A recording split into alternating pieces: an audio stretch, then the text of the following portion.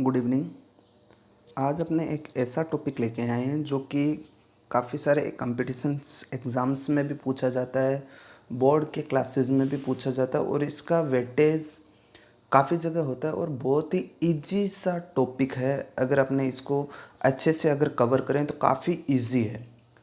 काफ़ी सारे स्टूडेंट्स को कन्फ्यूज़न भी रहती है कि भाई ये मॉडल का यूज़ इसमें भी हो सकता है, इस मॉडल का यूज़ इसमें भी होता है। तो इन जितने भी कन्फ्यूजन्स है इनको अपने इस वीडियो से क्लियर करने की कोशिश करते हैं। तो चलिए देखते हैं। सबसे पहले मैं आपको मॉडल्स के नेचर के बारे में बता देता हूँ, इसके फीचर्स के बारे में बता देता हूँ कि ये एक्चुअल में है क्या। तो देखिए, सबसे पहले है कि मॉडल्स, यहाँ पे डबल एल हो गया है, यहाँ पे आप थोड़ा सा करेक्शन कर लेना। यहाँ पे MODALS होगा, MODALS नहीं होगा, तो एक ये यहाँ पे करेक्शन कर लेना। तो modals can't be used as a main verb, कि जो मॉडल्स है वो कभी भी मैन वर्ब की तरह यूज़ नहीं होंगे, ये हमेशा हेल्पिंग वर्ब की तरह ही यूज़ होंगे। इनके बाद में हमेशा वर्ब की फॉर्म ही आएगी। क्लियर? ये खुद नहीं हो सकते। जैसे कि अपने पास कई हेल्पिंग वर्ब है, जैसे हैव की फॉर्म्स हो गई हैज़, हैव, हैड।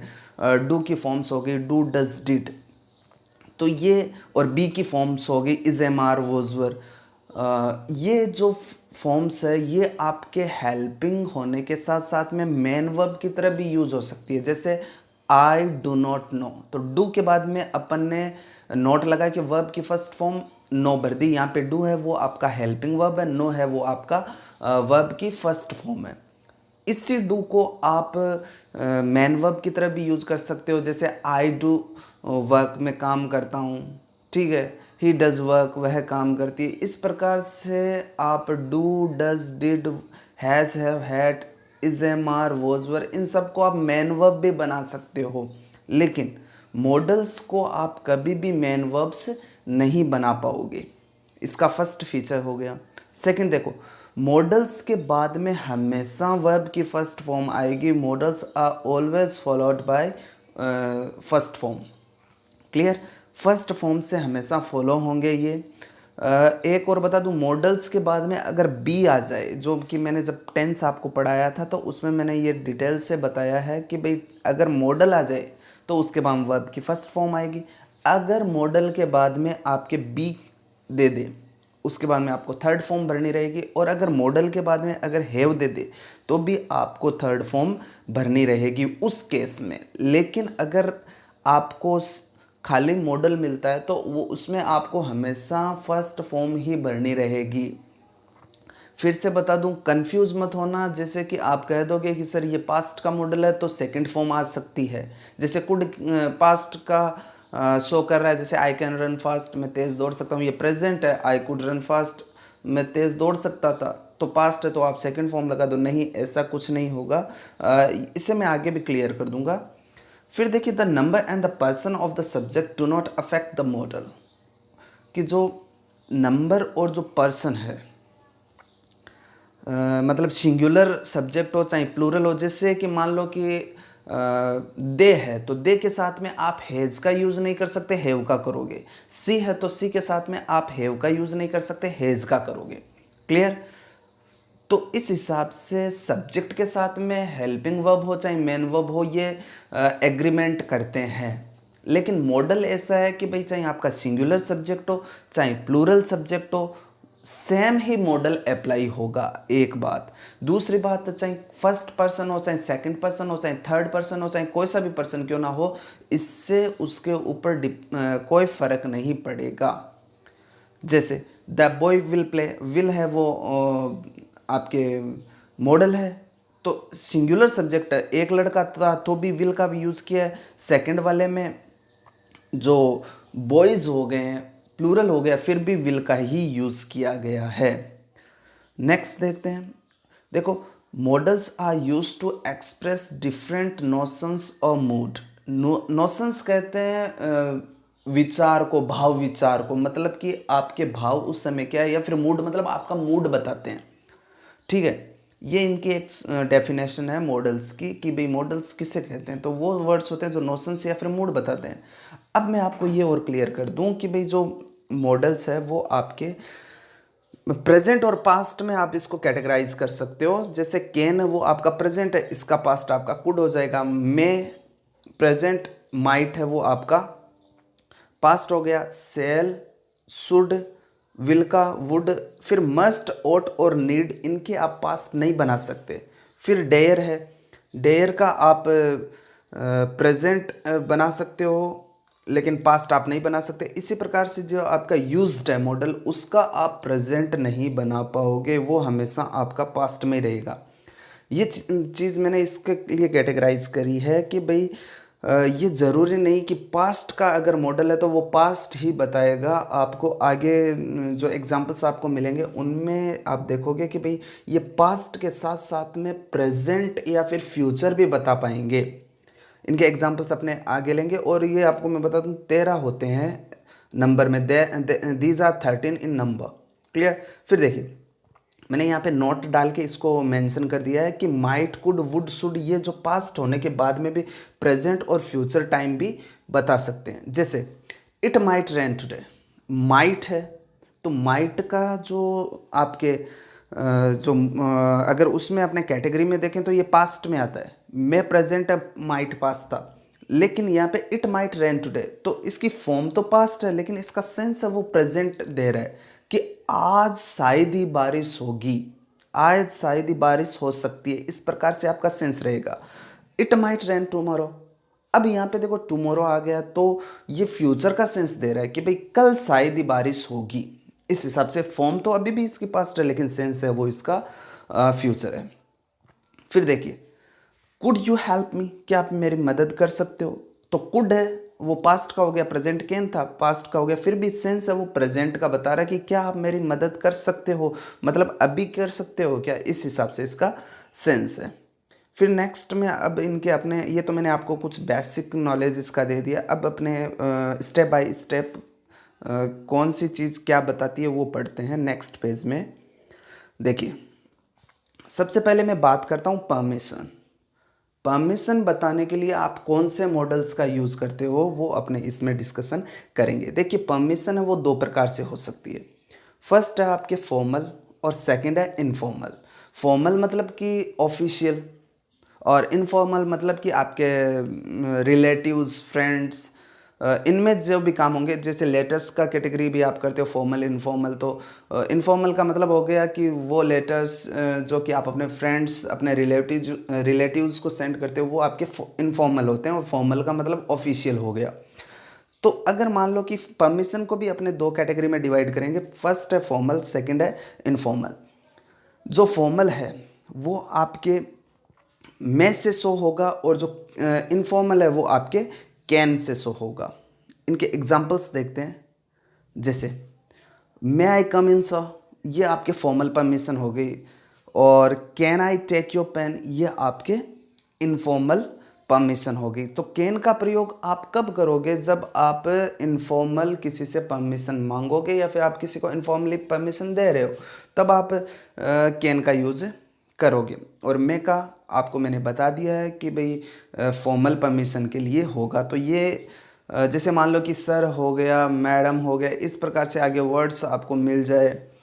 या फिर आपको ऐसा सेंस पता, या फिर एग्ज़ाम्स में क्या है कि ये वर्ड्स आपको देंगे, जैसे फॉर्मल परमिशन हो गया, इनफॉर्मल परमिशन हो गया, ये वर्ड्स आपको देंगे। तो इससे भी आप डायरेक्ट कर सकते हो कि भाई फॉर्मल परमिशन है तो डायरेक्ट आप में भरो। क्लियर।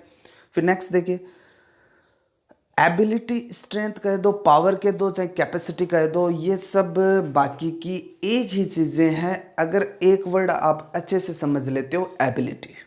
एबिलिटी का मतलब होता है योग्यता। योग्यता में सारी चीज़ें आ जाती हैं। आपकी मानसिक योग्यता भी आ जाती है, आपकी शारीरिक योग्यता भी आ जाती है। ये strength, power, capacity, capability, intelligence, ये जितने भी वर्ड्स हैं ये सिर्फ आपको कंफ्यूज करने के लिए बने हैं।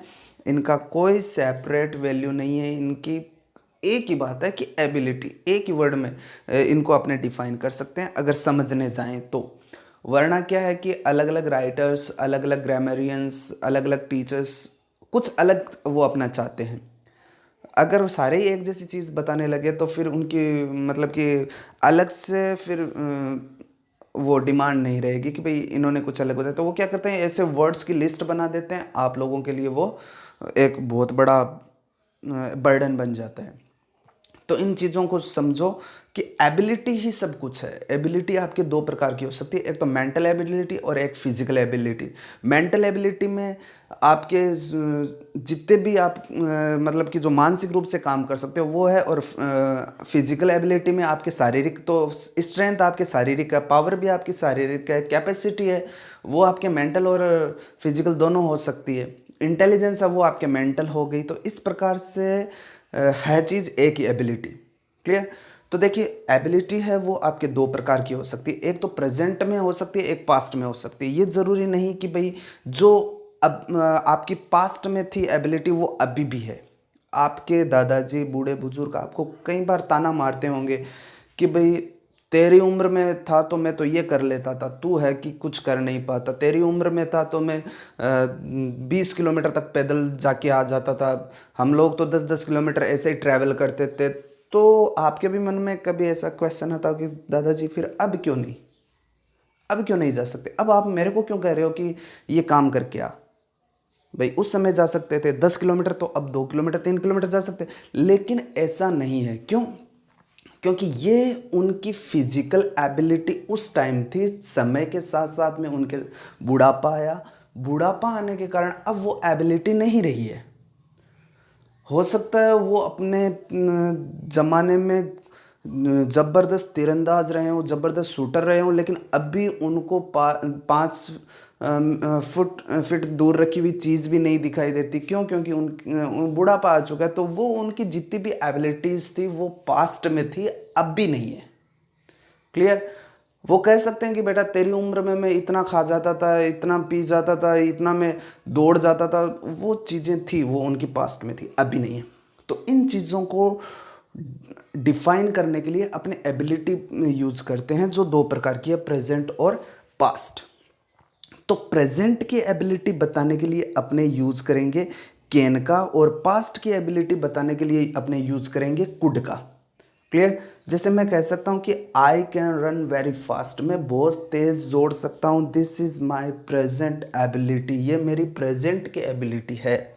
और I could run very fast when I was young, जब मैं जवान था तो मैं बहुत तेज दौड़ सकता था, but I can't now because it was ability in my past, not in present. अब प्रेजेंट में नहीं है, I am not able to run very fast now because I have become old, मैं बूढ़ा हो चुका हूँ, that's why I can't run very fast, इसलिए मैं तेज़ नहीं दौड़ सकता। तो ये मेरी जो एबिलिटी है वो पास्ट की थी, तो मैंने कुड का यूज़ किया। और ये एबिलिटी अगर मेरी प्रेजेंट में होती तो मैं आपको कैन का यूज़ करता। एग्ज़ाम में आपके प्रेजेंट एबिलिटी, पास्ट एबिलिटी या फिर प्रेजेंट मतलब स्ट्रेंथ आपको दे सकता है, फिर उसके आगे पीछे की जो कंडीशन है वो आपको ऐसा बताएगी कि भाई ये प्रेजेंट है या फिर पास्ट है। तो इस हिसाब से आपको कैन और कुड का यूज़ करना है। क्लियर। नेक्स्ट देखते हैं। देखिए अब नेक्स्ट आपके है पॉसिबिलिटी। पॉसिबिलिटी है वो आपके 3 प्रकार की होगी। पॉसिबिलिटी का मतलब हो गया संभावना। संभावना है वो आपकी 3 प्रकार की हो सकती है। देखिए एक होगी जनरल, साधारण, फिर नेक्स्ट है स्ट्रॉन्ग, फिर थर्ड है रिमोट। जनरल मतलब साधारण जितनी भी संभावनाएं होगी वो आपके रहेंगी, और जो स्ट्रॉन्ग होगी मतलब कि जिनके होने के चांसेस 50% है। या फिर रिमोट, रिमोट का मतलब कि वो आपकी सारी पॉसिबिलिटीज जिनके होने के 5% चांसेस है, या फिर 10%, मतलब कि बहुत कम चांसेस है कि भाई ये चीज़ें होगी।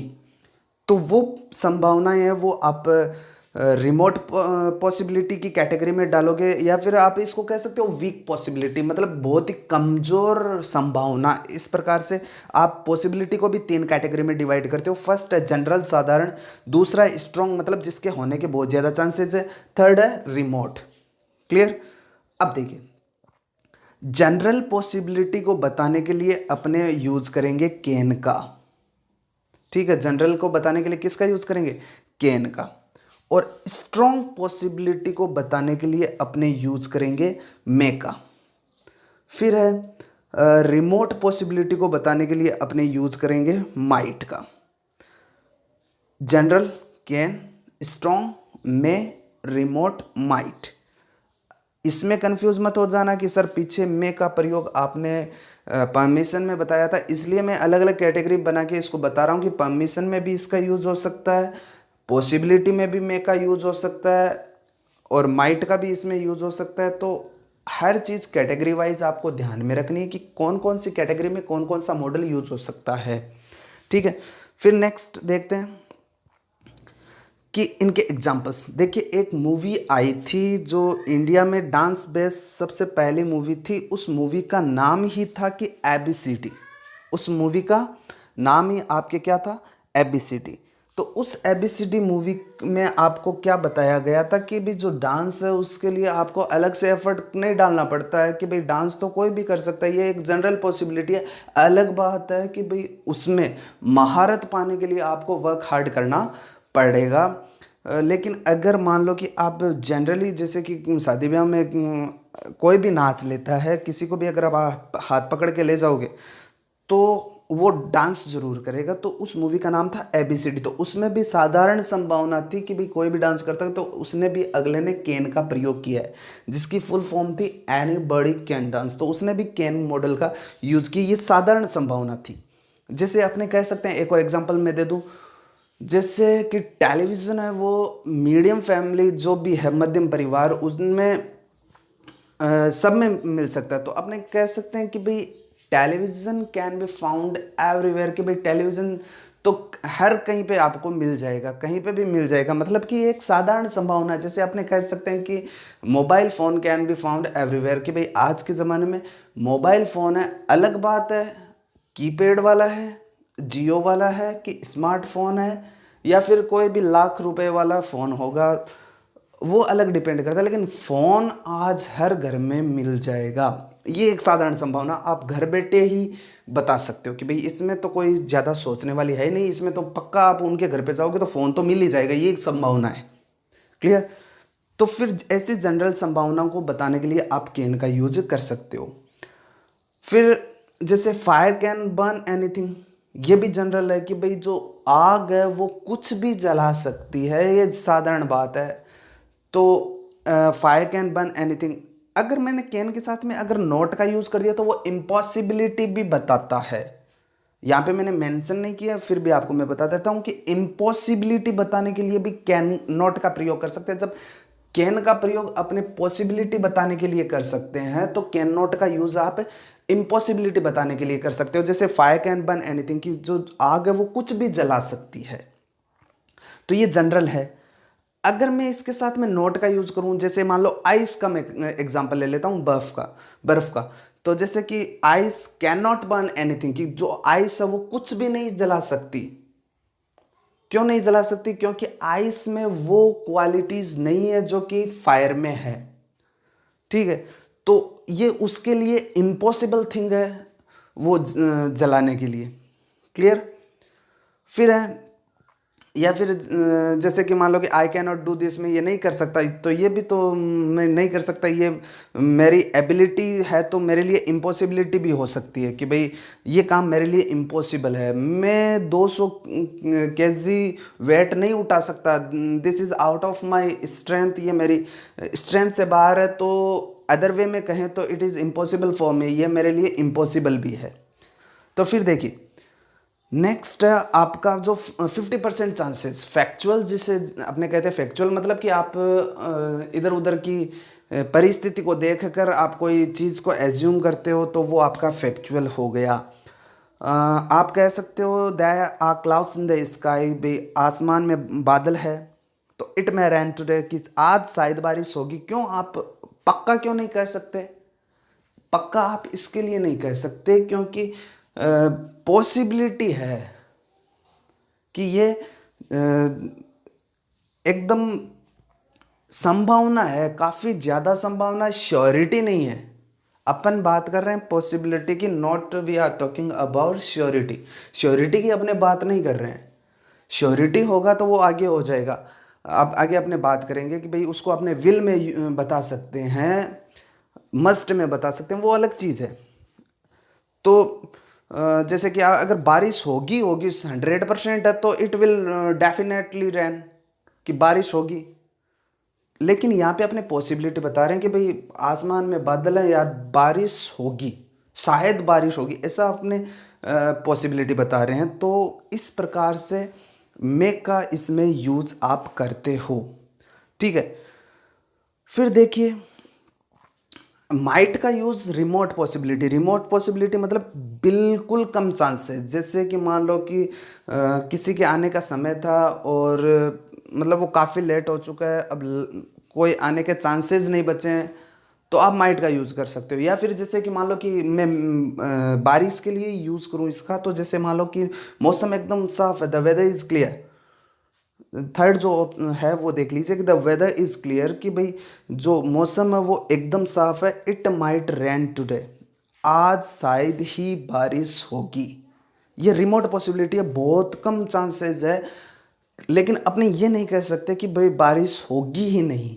क्यों नहीं कह सकते? क्योंकि अपने इस चीज़ की प्रिडिक्शन नहीं कर सकते, इसकी भविष्यवाणी अपने नहीं कह सकते कि भाई मैंने कह दिया कि बारिश नहीं होगी, इट मीन्स नहीं होगी। मतलब कि क्या पता कहीं से कोई बादल का टुकड़ा आ जाए, 2 मिनट के लिए बरस के चला जाए, तो ऐसा भी चांसेस हो सकते हैं। जैसे कि लास्ट ओवर है, अपने मैच चल रहा है और 30 to 36 रन्स रिक्वायर्ड हैं, लेकिन अपने ये कहेंगे कि भाई आज तो टीम गई।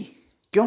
क्योंकि एक ओवर में 36 रन बनना बहुत ज़्यादा मुश्किल है। कोई 100-200 मैचेस में कोई एक ऐसा मैच होता है, या फिर हज़ारों मैचेस में अगर मैं कहूँ तो भी कोई ज़्यादा अतिशयोक्ति नहीं है इसमें कि भाई हज़ारों मैच में कोई एक ऐसा मैच निकलता है जिसमें कि 6 बॉल पे 6 छक्के आ जाए।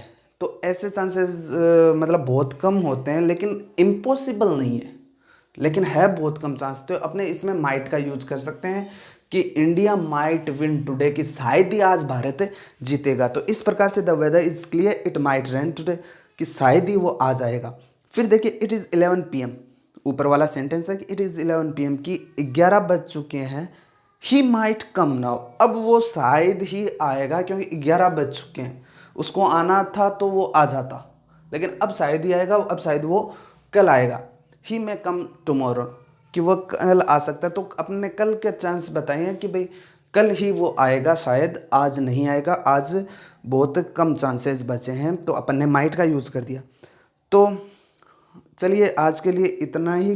कल के वीडियो में मैं आपको बाकी के मॉडल्स हैं उनको एक्सप्लेन करने की पूरी कोशिश करूँगा। तब तक अपना ध्यान रखिए। Thank you.